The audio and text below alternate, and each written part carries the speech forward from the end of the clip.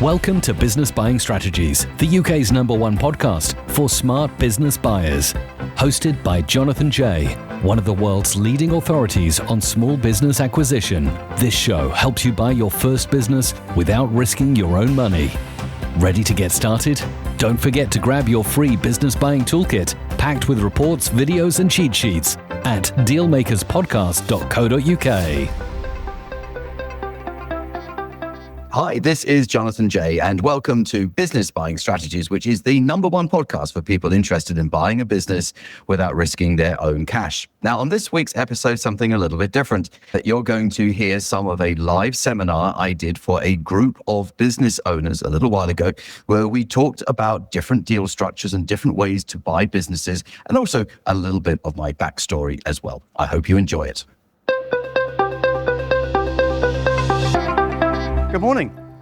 Good morning. So what we're going to be doing over the next few hours is finding out how to buy an existing business, all of their customers, all of their contracts, all the hard work that they put into that business, sometimes a large business, sometimes a small business. And we're going to be doing it without spending any of your own cash. In fact, I will not allow you to put any of your own money in the deal. You can keep that money in the bank, and I'll show you how to buy this business, take it over, and transform that business to grow your existing business. Because I'm guessing that you've got some big goals, some big plans, some big numbers that you want to hit. And all the organic growth is great. You know, running the Facebook ads, doing the TikTok videos, all the things that you're doing now, they all work, don't they? But sometimes it feels one step forward, two steps backwards. You gain a customer, you lose one. You gain one, you lose one. But what we're going to do with what we're talking about today is how to take your business from where it is now to where you want it to be far faster than you ever thought possible by acquiring someone else's customers. Because let's face it, when we look in the mirror, none of us are getting any younger, are we? So why spend another 10 years doing something when you can do it in the next 18 months? And you can get started right now, and you can make it happen right now.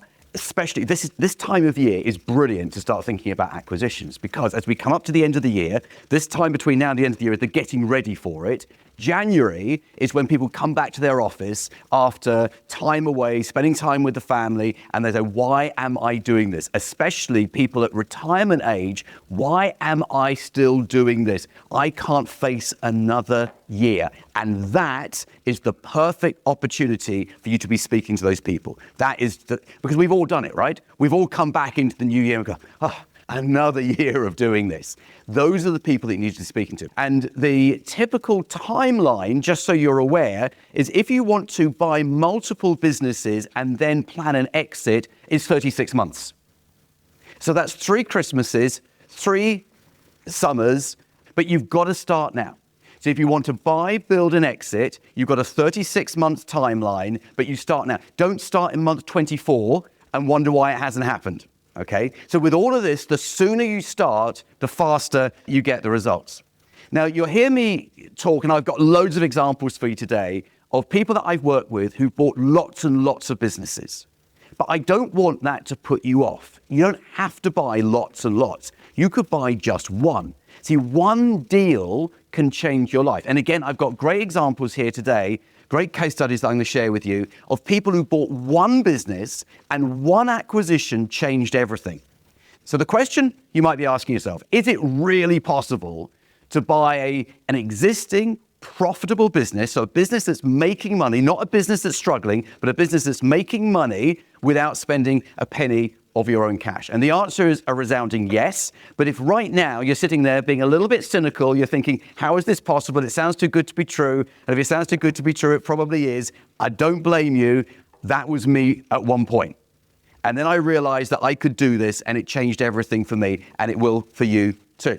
And if you have some property knowledge, if you are a property investor, and again, this probably doesn't apply to people today, business acquisitions give you a greater return than property. I am going to teach you a strategy later of buying the real estate, the property, alongside buying the business. Now, why would you do that? Well, we all know that businesses go up and down. You have good years, you have not so good years. We get that. Property, over time, always increases in value. So if you can develop a commercial property portfolio alongside a business portfolio, then the business produces the cash flow that pays for the holidays, pays for all your living expenses, and gives you the good life. And the property portfolio, appreciating over time, is your children's and grandchildren's inheritance. So just to give you a little bit of biography, just so you know who I am and what really gives me the credibility to talk to you.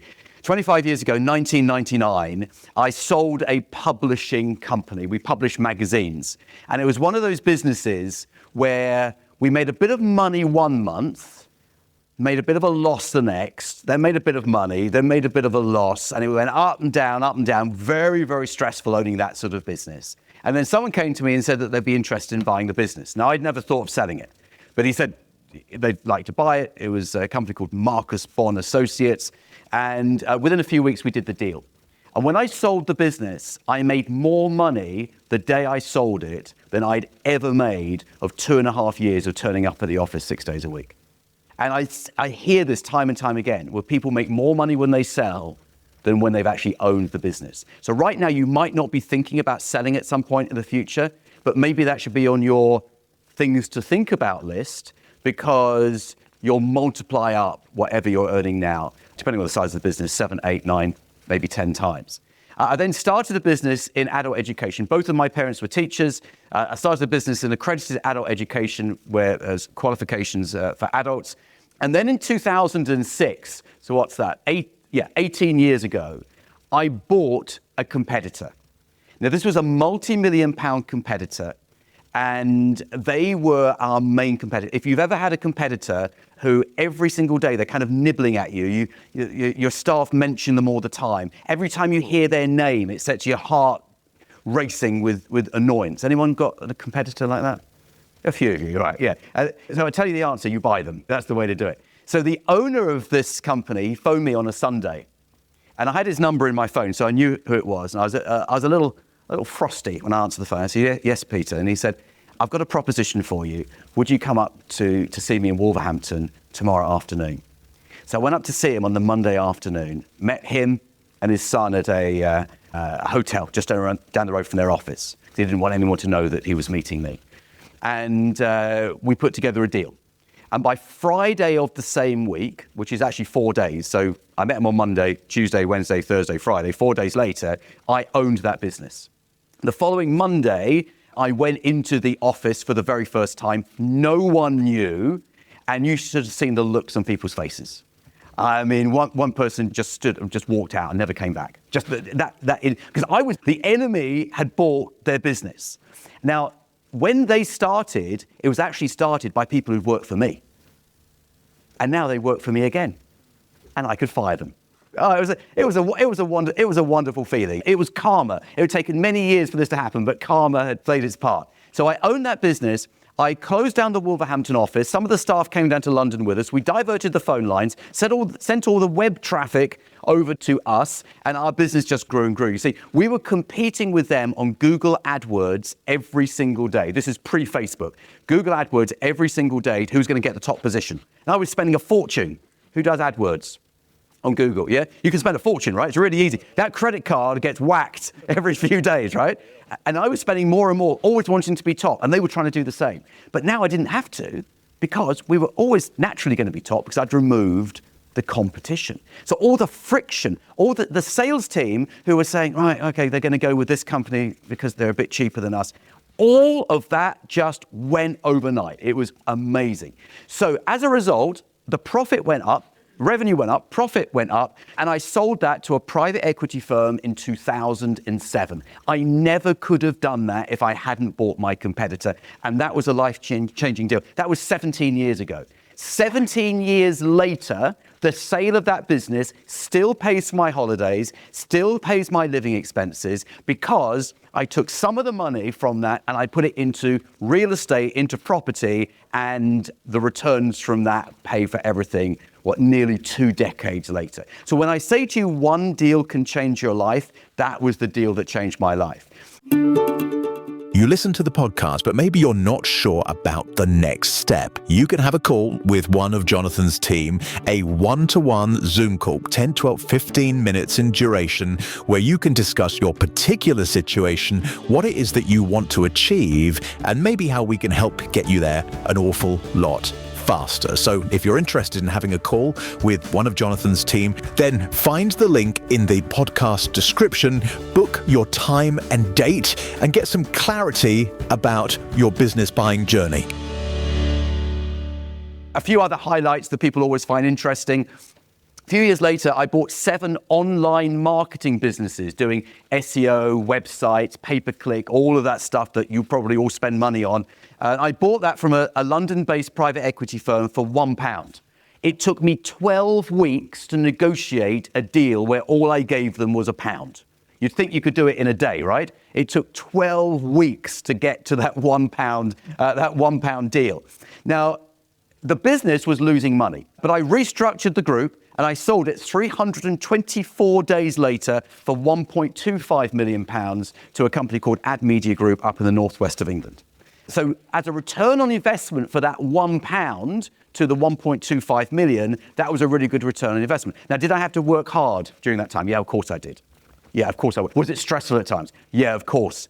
It was really stressful. One of the advantages of buying and selling businesses, you don't have to work all the time because you get a nice cash injection there. You can take a couple of years off. That's actually when my daughter was born. In 2019, I bought 53 businesses and 48 of those were during the pandemic. And people often ask me, Jonathan, what is your advice about buying 48 businesses during a pandemic? And my advice is don't buy 48 businesses during a pandemic. That was super stressful, incredibly stressful, because you're buying turnarounds. The staff weren't there. No one wanted to come into work. It was chaos, wasn't it? It's easy to forget how chaotic it was at the time. I was physically and mentally burnt out. I exited in a management buyout to my business partner a couple of years later, and I've been helping other people buy a business since 2016. So I've been doing this, helping other people, coaching them, mentoring them for 8, coming up to 9 years. So here is a practical part of the day where you're going to need your pads and your pens because we're going to work out a strategy for you. This is going to be your strategy for your business, and it's going to be slightly different for each of you. So I'm going to give you some options, and you can work out which way to do this. So remember that you are one deal away from everything that you could possibly want. It's not years away. It's 6 months to 12 months away. That will get you everything that you possibly want as long as you buy the right business in the right way. So the wrong business is one that just doesn't fit in with the strategy. You bought it because you could. The wrong way is you overpay for the business. Anyone ever worried about overpaying and not getting the deal right? Because that's a big concern for people. Not structuring it correctly. Or if you find yourself saying these words in your head, if I just put a little bit of money into it, I'll get the deal over the line. That is so dangerous. Because as soon as you start thinking like that, you start thinking you need to put money into the deal to get the deal done. No, you should not do that deal or you renegotiate the deal. I won't let you put your own money in. So you can triple your income with this first deal. So whatever your income is right now, I want you to imagine that this time next year, it's triple that number because of the acquisition that you're going to do. But remember, deal in the right way. And you can double the size of your business, as we've said. Now, I'm going to give you some different business acquisition approaches and models. Now, some of these would be very appropriate for you, and some of them you might think, I don't see how that's going to work for me, which is absolutely fine. So you only need one. So the rule of 6 is an approach that you might take if you are thinking outside of your sector or thinking related sectors to what you do now. Let me explain. The rule of 6 is where, over the next 2 years, you buy 6 cash flowing businesses. Now, these could be businesses related to what you do, or they could be things that are very different. So it could be, for example, I'll give you an example of a client who's got a telecommunications business. In fact, I think he's one of my case studies later. He's built up this 5 million revenue telecommunications business by buying other people's businesses, and he's just bought a bowling alley. You might, why would he buy a bowling alley? Because he could buy a bowling alley. It didn't cost him any of his own money, and he thought it was going to be kind of fun because he could take the staff from his telecommunications business to the bowling alley, and why not own a bowling alley? Now, in fact, John's a great example because a few years ago he bought a golf course. That was actually just a few weeks prior to the very first COVID lockdown. So In hindsight, it wasn't the smartest move, but at the time it seemed like a really good idea. But you now have the freedom, when you know how to buy a business and how to do these deals, of buying any sort of business. So you could carry on with your existing business, and as a sideline, you could start buying different sorts of businesses. So let's say over the next 2 years, 3 next year, 3 the year after, you buy 6 businesses. And then after that, every year you sell one.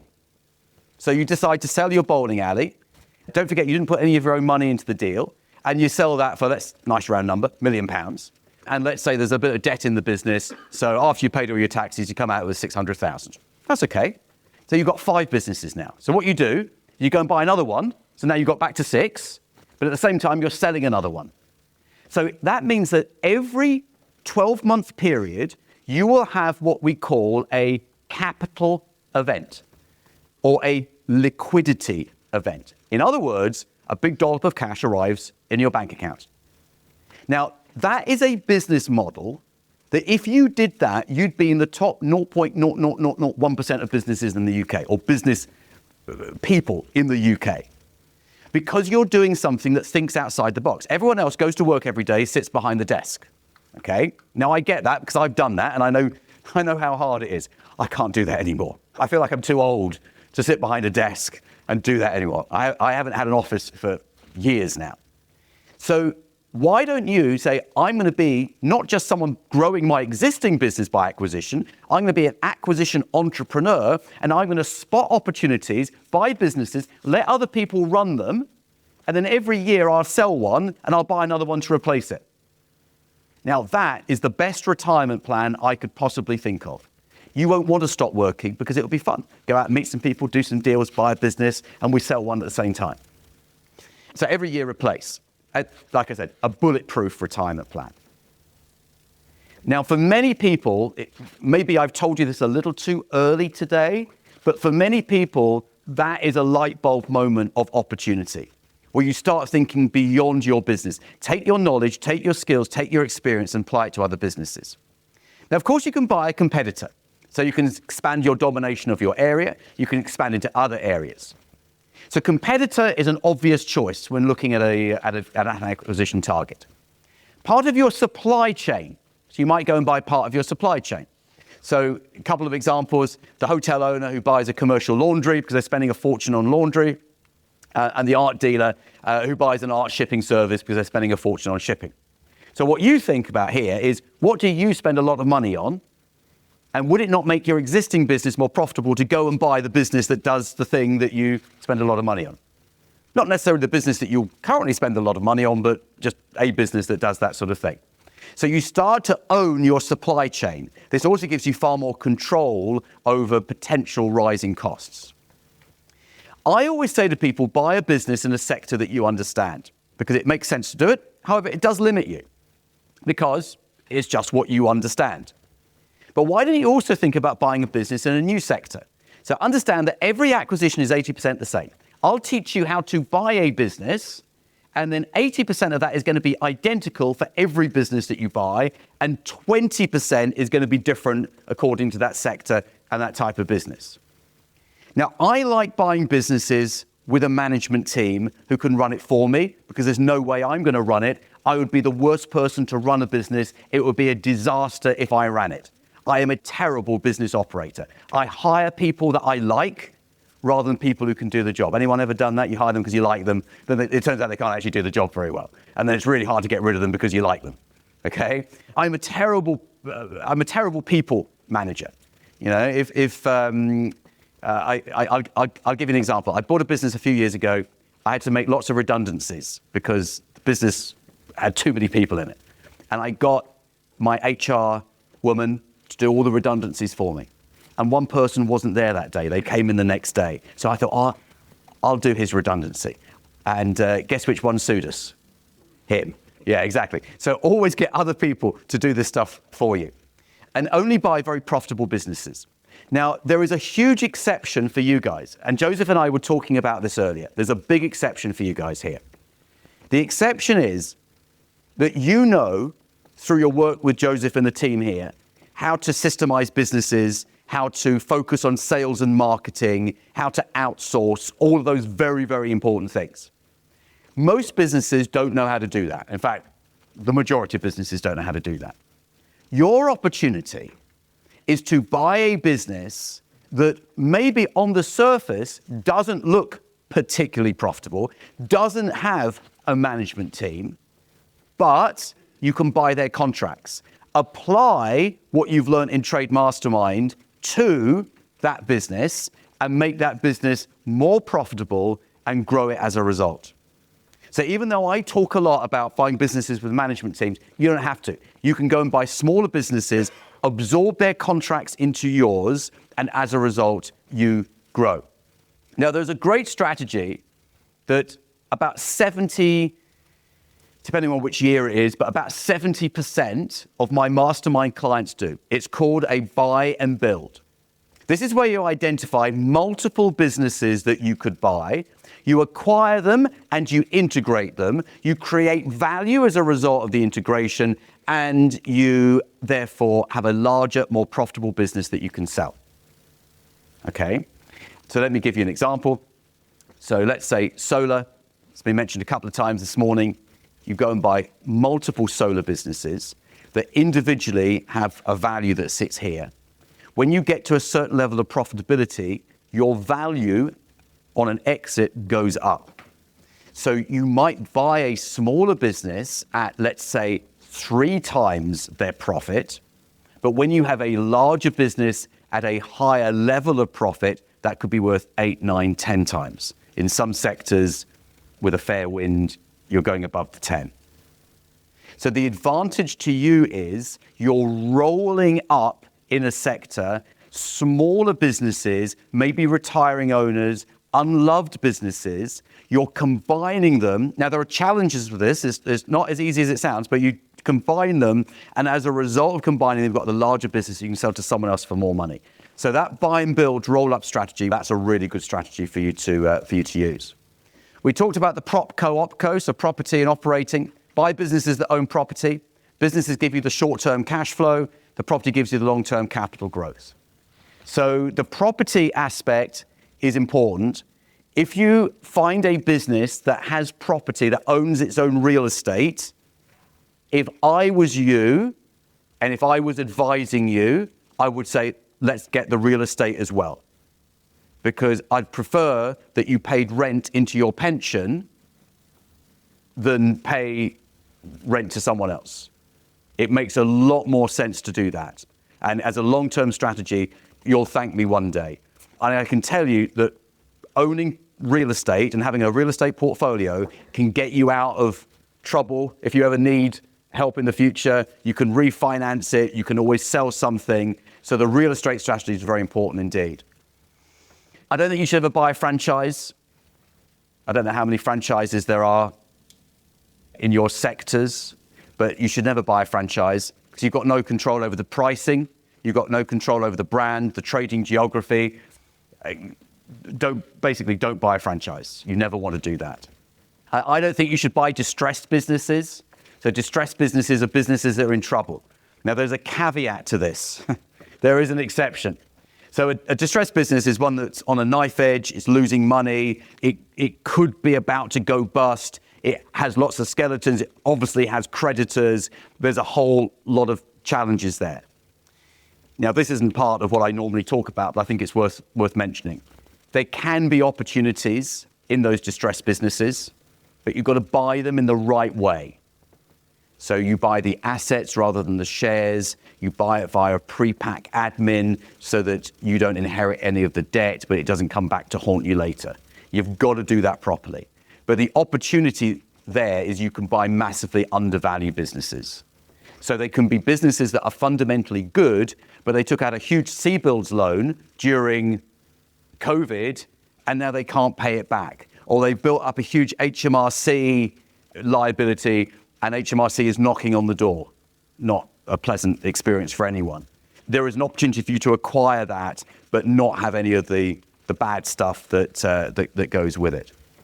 So just the downside of buying a business that's distressed, you might just pay £1 for it, but if you pay £1 and you buy the shares, you're going to have lots of sleepless nights. You might have to put cash into the business as well, and there's no sort of handover. You basically get what you've got. Has anyone ever done that sort of deal, or even looked at that sort of deal? No? Okay. This is what I mean about being prepared for the opportunity. If you prepare yourself now for this opportunity, when you see the opportunity, you'll know what to do. And I've done these. I've done some that have worked out really, really well, and some where it's just absolute rubbish. But you think I only paid £1 for it, so it doesn't matter. Okay. So there are different business buying personality types. You have to decide who you are. Do you want to be hands-on or hands-off? Some people want to get stuck in. Some people want to be completely hands-off.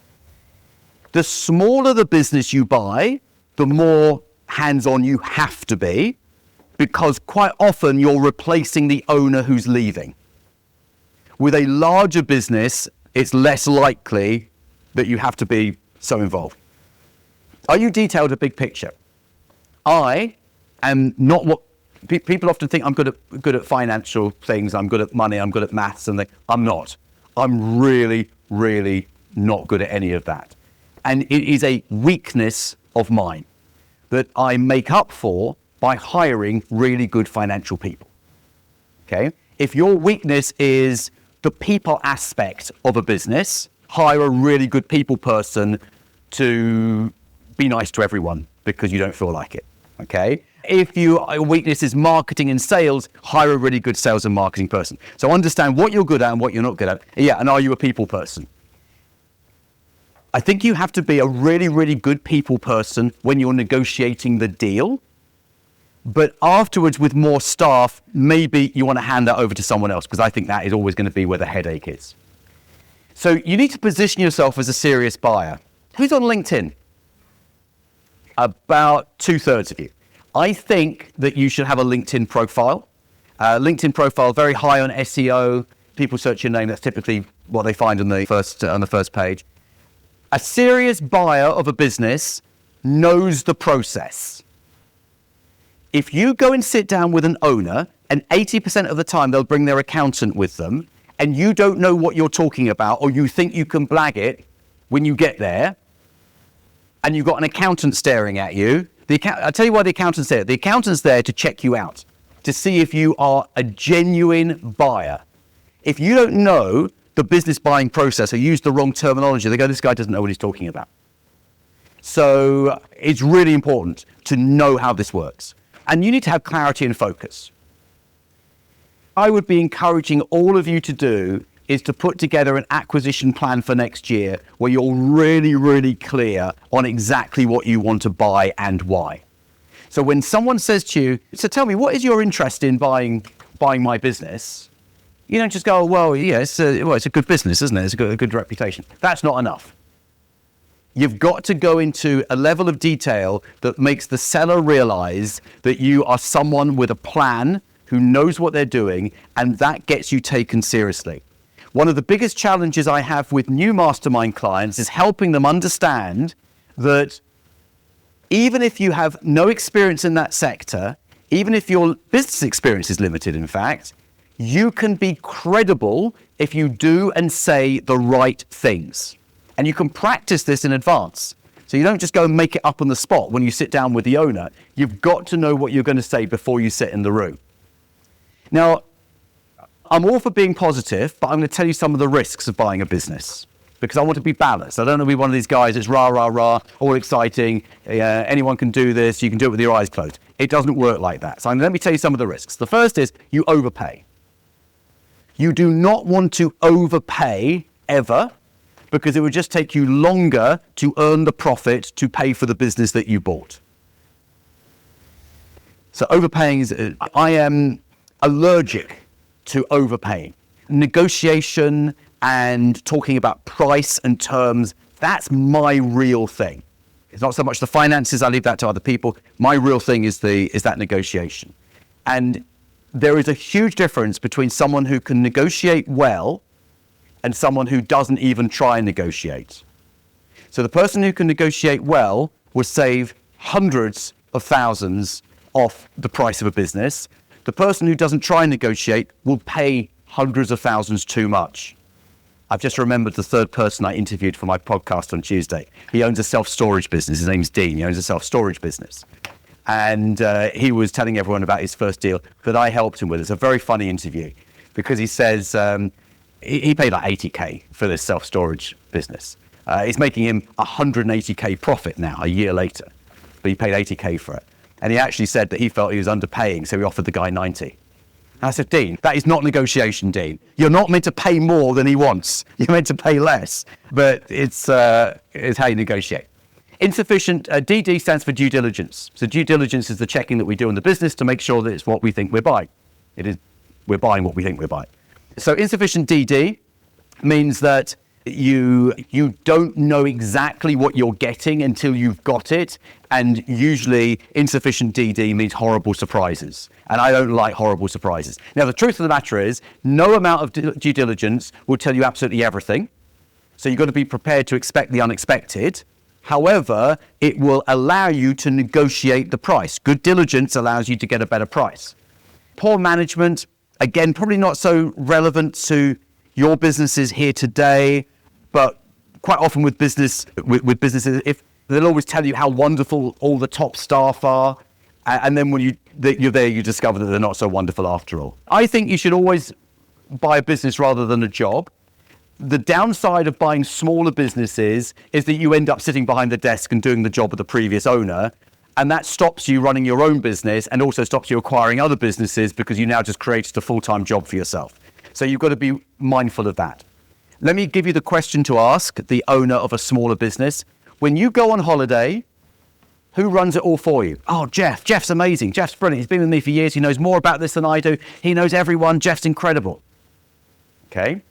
So maybe Jeff is the right person to be the new manager of this business. Now, Jeff might not want that. Jeff might be happy being number two. So you've got to check out who's going to be running this business. The general rule of thumb is if the only name on the list of people who could run this business is your name, then you've got yourself a future problem. Thanks for listening to Business Buying Strategies. If you enjoyed today's episode, please subscribe and leave a review. And remember, for more resources and guidance on buying a business, visit dealmakers.co.uk. Have you downloaded your free business buying toolkit yet? It's packed with resources to help you close your next deal. Get it now at dealmakerspodcast.co.uk. We're back in a fortnight. Until then, here's to your next successful acquisition.